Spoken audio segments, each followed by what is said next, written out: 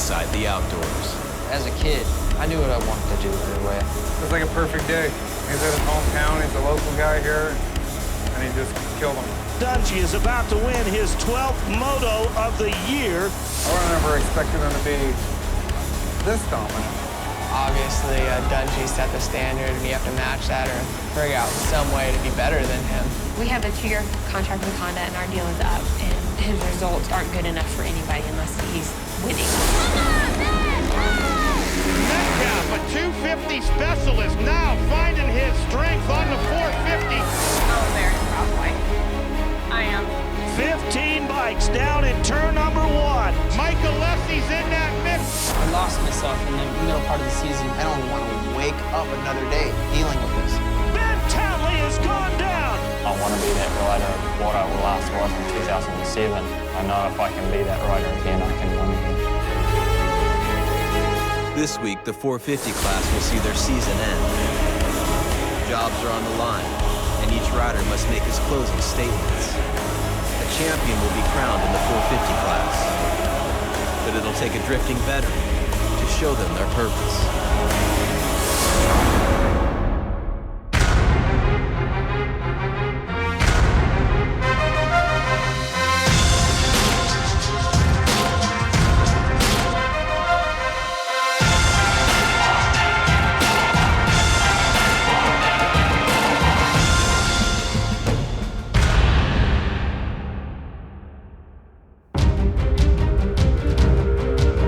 America's current economic problems have affected everyone. For motocross riders, winning is the only job security available. You used to be so excited, fifth place here, ooh, I got fifth place, but now, you don't want to get fifth place. Many of these riders hoping that their livelihood is going to look up for 2011. Brett Metcalf and Andrew Short share a common problem.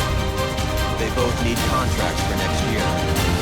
Strangely enough, Short and Metcalf sit second and third in overall points, respectively. We've never been in this position before. We've gone through contract after contract, but it's never been this late and never been this stressful. While having an uncertain future is new to veteran Andrew Short, Brett Metcalf came into the 450 class as a rookie this year and knew he would have to prove himself. I've been on the podium 3 times, 5 points first, and then Colorado, and then Washougal. I think Washougal being the best because Brett hates that track. And Brett Metcalf has a very unfortunate deep start. On in about 28th maybe, and he came back all the way to 5th. Rear goes wide, Metcalf a little upfield, he's done it, top of the hill! Metty's gonna pull off the little David. That's the best I've ever seen Brett ride before. He rode like an animal. I was just dying, but I just painted through the whoops and held on. For where Brett stands right now, he doesn't have a ride for next year yet. It is his first year in the 450s. He's been second place in the championship. He's third place in the championship right now, but he hasn't won a moto before. Metcalf and Short are similar in their riding personalities. They seldom win, but always near the top.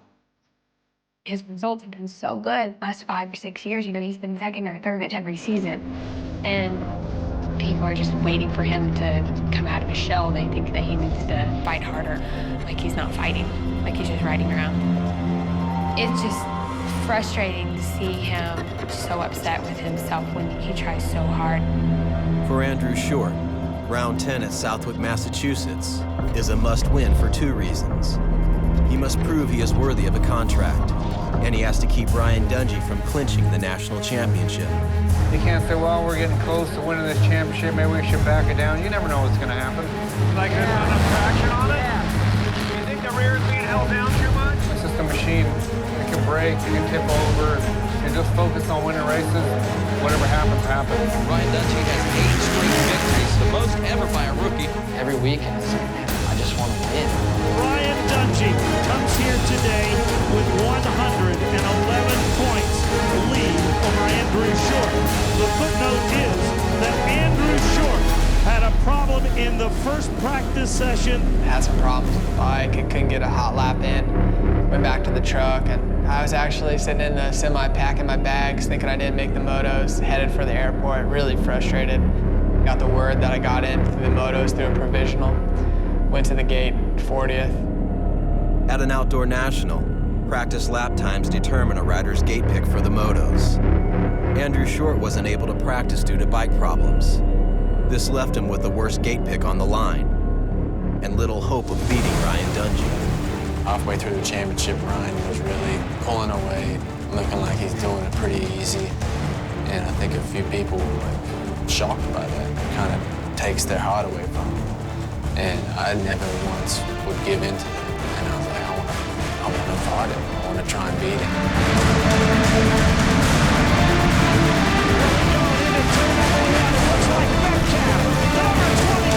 Pulled the whole shot and just started riding really, really good. Come on, hit it, Brad.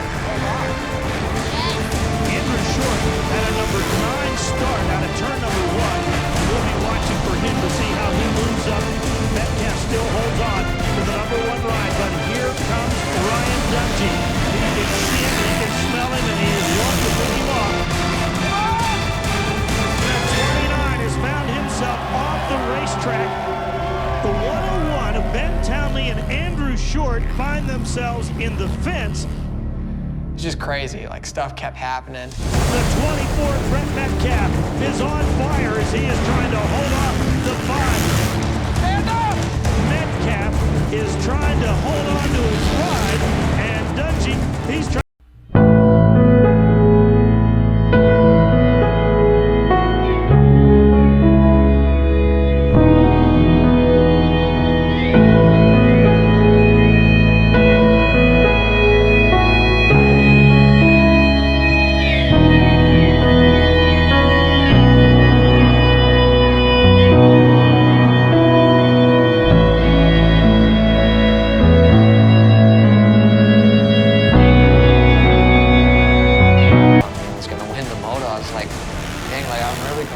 You know, they had like 7 corners to go. I was feeling perfect. What happened? Metcalf had a problem.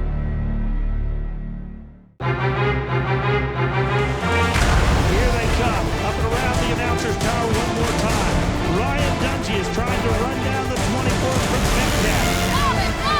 Metcalf is trying to hold on to his ride. Dungey, he's trying to win a championship. You know, I think we had like 7 corners to go. I was feeling perfect. And then the bike just bombed. Dungey gets him with 1 lap to go. Why have I still not seen him go by? And the bike just quit.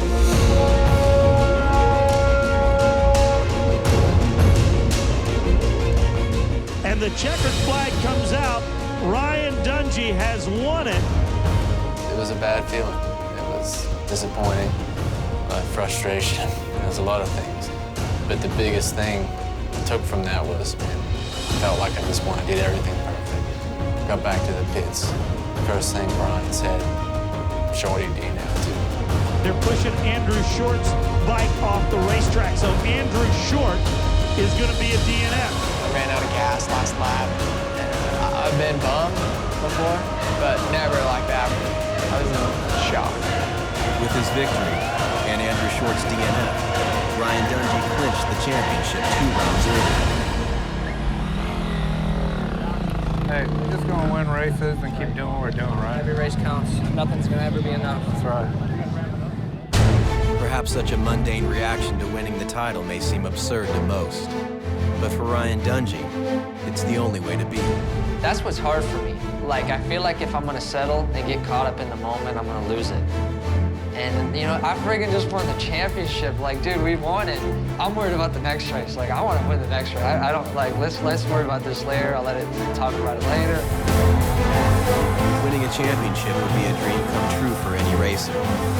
But if you think you have arrived, you eliminate any future destinations. While Southwick saw the crowning moment of Dungey's season, it was the worst race of Andrew Short's career.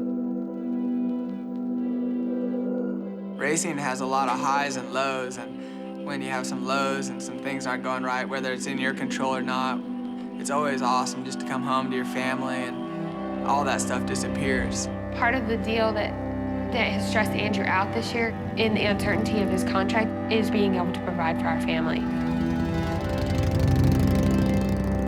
I bought that bike for Andrew for Father's Day a few years ago, and I'd love for him to go out and just to feel the wind on his face and be alone in his thoughts without the radio going on and just the wind. And I think it's great for him to be able to go and do that by himself, because then I think he's a better dad and a better person. The coolest thing that I've kind of heard this year was from Kevin Windham. He came in halfway through the season, and he was a dude. He kind of got burnt out on riding, or kind of lost the love maybe for a little bit, and he had to take some time off. He told me the older he gets and the more he can see it coming to an end, the more he enjoys it. The more he enjoys autograph signings, the more he enjoys riding a good bike, going testing, hanging out with the guys. The little things that used to bug him, now he loves and it consumes him. If motocross riders are truly a devoted group, then 32-year-old Kevin Windham is chief among them. It's in your veins. It's what we do. It's who we are. And it's something that you don't turn off. I mean, yeah, you get old, you don't go as big, but you find a way to go. And I've been riding since I was 3. I'll be 33 at the start of next season. It's who I am. It's not something I retire from. You can't retire from who you are. Despite being 10 years older than most of the class, Windham has proven to be more than a novelty this season. Here we go, into turn number 1, and it's number 14, Kevin Windham. Oh my goodness, I've got goosebumps. Kevin Windham out of retirement. Windham returned to the outdoors in round 7 and shocked the industry by leading half the race before Dungey passed him. To get started on that note was incredible. Just smiles across the board. And from that point on, I was like, this was the right decision. Round 11, Steel City, Pennsylvania. Despite clinching the championship a week ago, Dungey and Team Suzuki are still hungry for a win. There's a bunch of good guys out there, and all those guys are hungry too. They don't want to see this young guy in these races. I mean, they want to be there just as bad as he does. The disastrous results that both Andrew Short and Brett Metcalf suffered at Southwick have given new life to other challengers, seeking a 2nd or 3rd place finish in the championship. I see myself as the top 3 guy. It's just this season hasn't gone how I had planned, and I have to be able to control myself better in the race and not make mistakes. Basically just looking for lines, watching what some of the other guys are doing, and just sort of looking for anything that can give us an advantage. Most guys, like Dungey, right on the inside, and then the next left-hander right on the very inside again. A starting line that has seen the best of the best, and today it will see Ryan Dungey and Kevin Windham and Mike Alessi and more. I think we're ready, ladies and gentlemen, as the 450cc riders are poised on the starting line. Now they go in turn. They're heading straight up the hill. It's Short, Metcalf. The 24 Metcalf is going to make the pass. Short will fall back to the number 2 spot. Remember, folks, this is the battle for the number 2 spot in the championship. And where is Dungey? Dungey is off the side of the track right now. It's a good thing you wrapped that championship up early, because today it looks like he's going to be a spectator. Wyndham is not sitting back in this one. He's starting to put the heating iron back on Andrew Short. Who's going to have it? Looks like K-Dub is taking the position.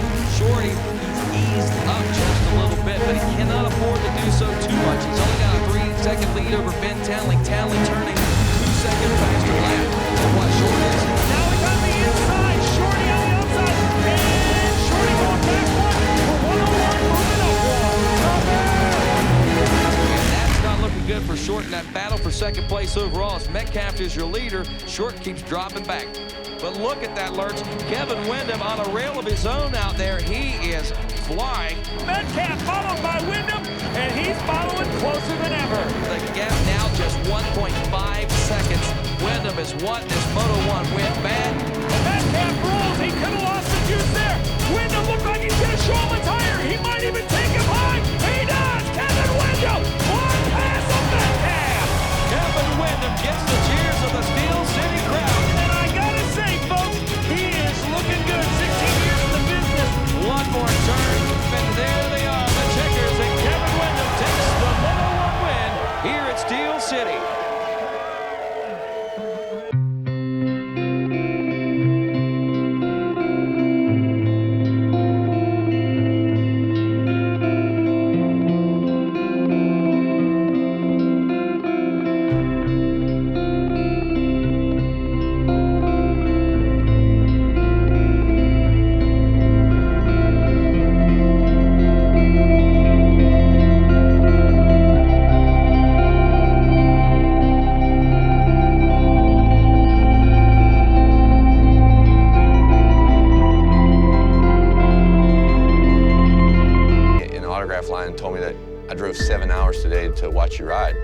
me to leave something on the track when these guys are, you know, specifically saying, I came to watch you, I mean, that actually rolls through the back of my mind at like the 20-minute mark.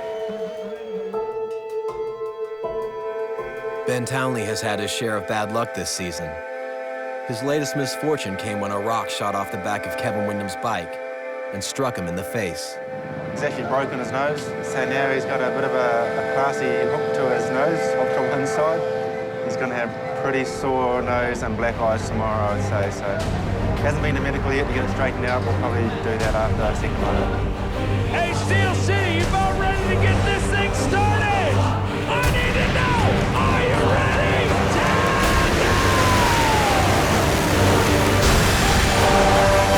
The gate is down on this one, and whoa, we got a bad dance in the first turn, and craziness taking place as we see several riders going down. Ben Townley, he went down with a thud. Oh my goodness.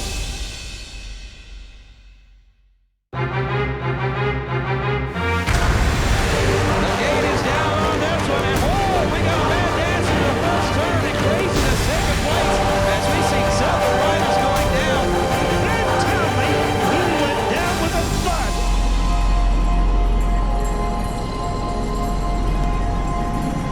You good? All right.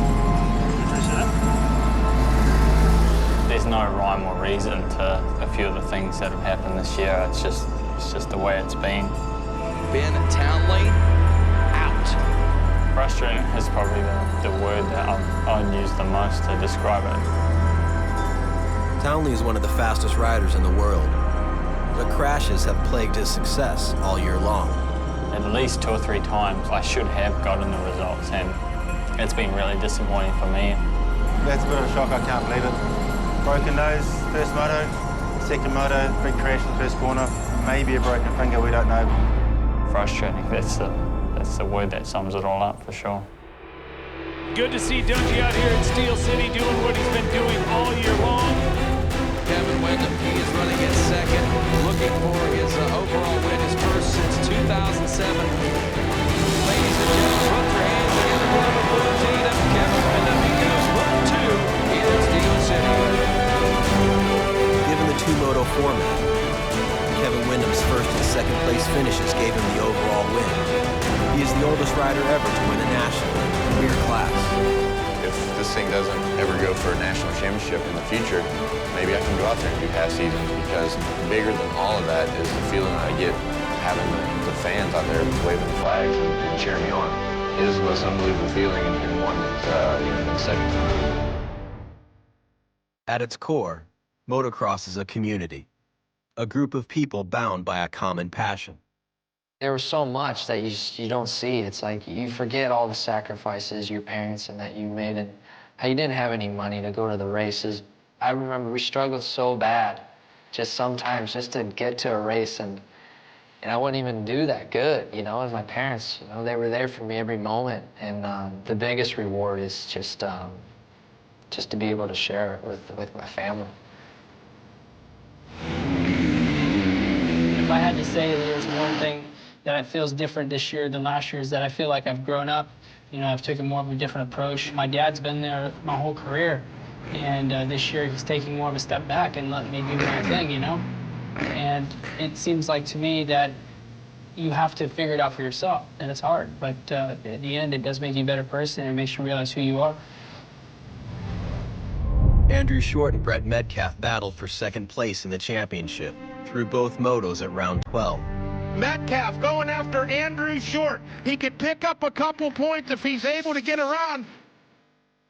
When the dust settled at Pala Raceway, Brett Metcalf secured second overall for the season. Andrew Short finished third.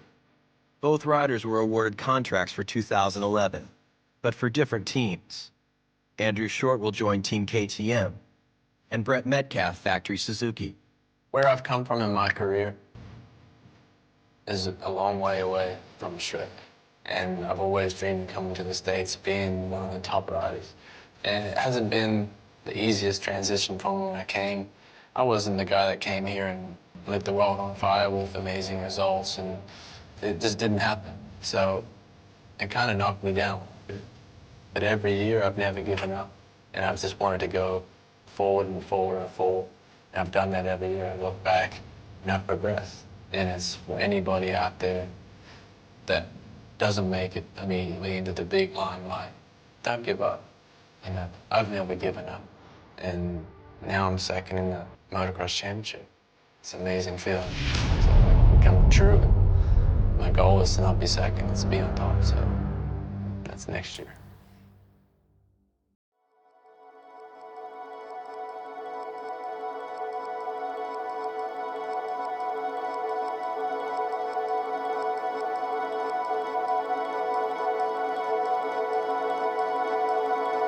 Looking into the 2009